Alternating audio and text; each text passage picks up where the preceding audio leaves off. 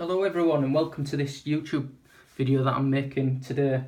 Just because I've been hiding in the shadows for the last few years, and some of you might remember me from Instagram and an account called P0keframe. Now, the reason why I've just kind of made this video is I'm just going to try and give some tips, a few tricks on what's helped me over the years and what can help a new collector.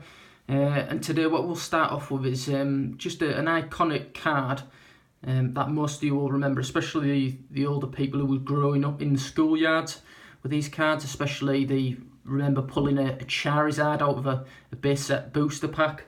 What we're going to do is just talk a little bit more about what to keep an eye for, what's a good investment, what's good to start collecting.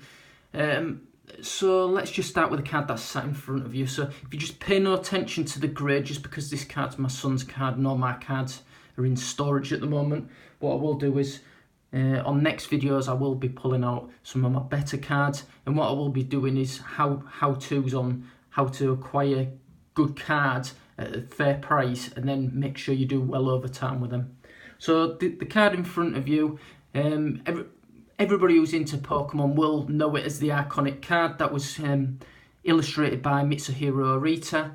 Luckily for me, I was able to meet him a few weeks ago at Hyper Japan in London, which was amazing. The guy's so humble.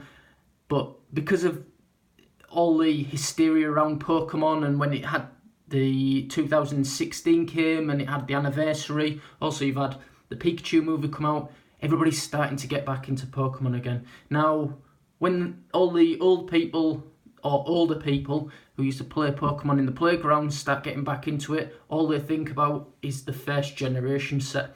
So what happens is these people want to purchase cards that were from the first generation set. So as you can see in front, what's better or as good as getting from first generation set? Because if you look at some of these shadowless cards and some of the base set cards now, they're starting to skyrocket. Then you've got another option, which is Evolution set, which came out in 2016 and was to do with the 20th anniversary.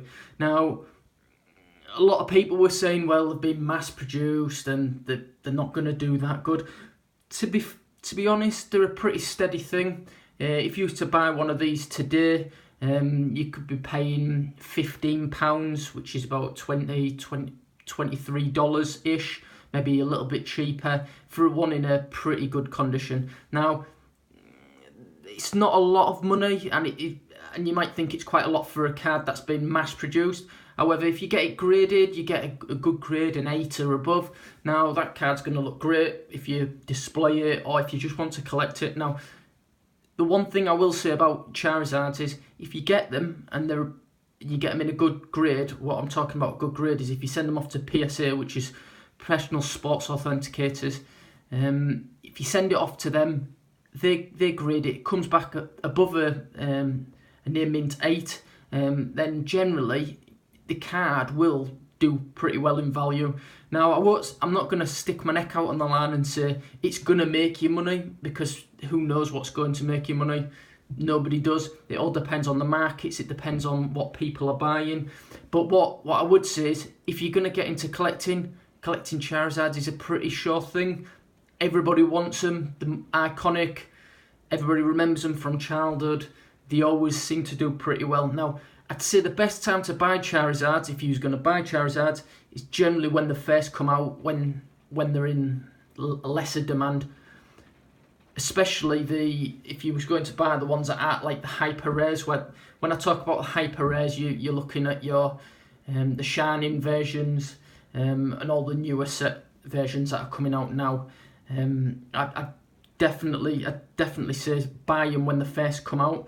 Not straight away though, because there's a little bit of a trick to this. If you buy them straight away, they're in competition use, which means the people are going off and playing with them in decks. Generally, that can raise the price of them. Now, I tend to find is if you're buying cards that are quite expensive,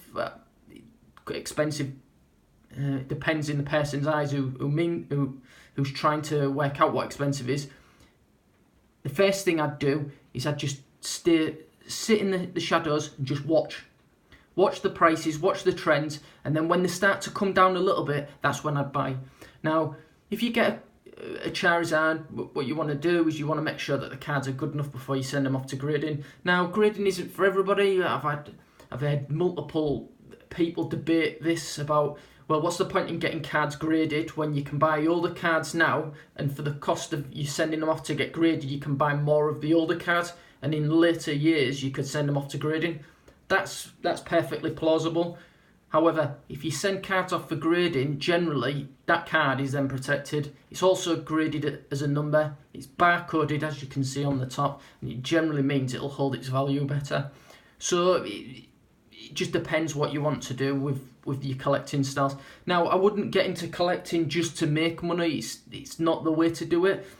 If you're going to collect, you need to do it because you've got a passion for it. Like I said, if you was playing in the playground when you was younger, playing with Pokemon cards, it's a great reason to collect. Now, if you're looking at just flipping, which basically means buying them cheap, selling them at more expensive, it's a gamble. Now, like I said earlier, the Charizards are a pretty sure thing.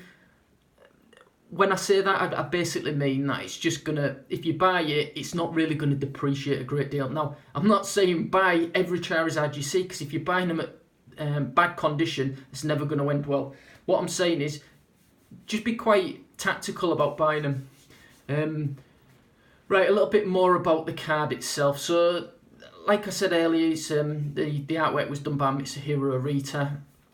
And the card came out in the UK, well, UK American English version came out in 1996. So it all depends on what you want. Now, this card's as close as damn it to the original one. So what I'd do is buy these, get them graded, and then have them in a set. Now, selling these ones at the moment, they're okay, but I wouldn't say they're going to make you a lot of money unless you've got grade 10s. Now, there's some other cards that are the same card, but a different language, which are the Japanese CP6 set. Now, the Japanese CP6 set, that's Concept Pack 6 set. Now, when they came out, a pack would cost you roughly about £30, up to $40. Now, if you pulled one of them Charizards then, they used to go about for £8, £10 max. Now, if you bought them, Japanese cards generally come out better quality because the cards are still made by Nintendo. If you had them graded, a lot of them came out as 10s. Now, these CP6 Charizards, the remakes of the base ones, starting to go through the roof a little bit now. So, from what I've been watching and trending on sold listings on eBay, they're starting to go for up to 3 times the price of what they would be when they first came out. So say I sent one off, it got graded, it came back a 10, a CP6 Charizard. It came back a 10, whereas in 2016/17 I could sell the card £30. Now some of these cards are now selling at about £75 to £80 per card. Now that's a pretty good turnaround. Now I can't guarantee this will happen with every Charizard, but it seems to be working on the CP6 set. If anybody's got any questions on just these little tips and tricks, if you just want to leave me a message in the comments below, and I'm sure I'll get back to you.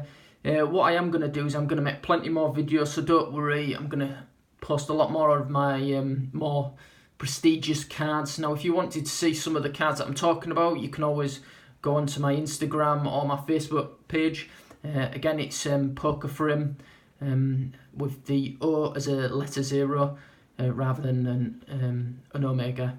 So yeah, if anybody's got any questions, feel free to message me, and I'll catch you next time.